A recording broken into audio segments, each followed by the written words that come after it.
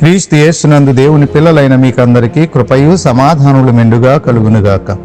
ఈ ఉదయం కొరకు ప్రభువు అనుగ్రహించిన తన జీవపు వాక్కు 22వ సంకీర్తన 8వ చరణం.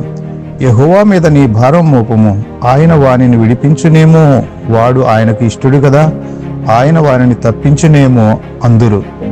యేసుక్రీస్తు శిలువ మరణం గురించి కొన్ని వందల సంవత్సరాలకు ముందే దావీదు తన కీర్తనలో ప్రశంసించాడు. అది సున్నైనా పుల్లైనా తప్పిపోకుండా అట్లానే నెరవేరింది. వాడు దేవుని యందు విశ్వాసం ఉంచెను, నేను దేవుని కుమారుడని చెప్పాను గనుక ఆయనకిష్టుడైతే ఆయన ఇప్పుడు వారిని తప్పించనని చెప్పారు. ఆయనతో కూడా సిలువ వేయబడిన దొంగలు కూడా అలానే విమర్శించారు.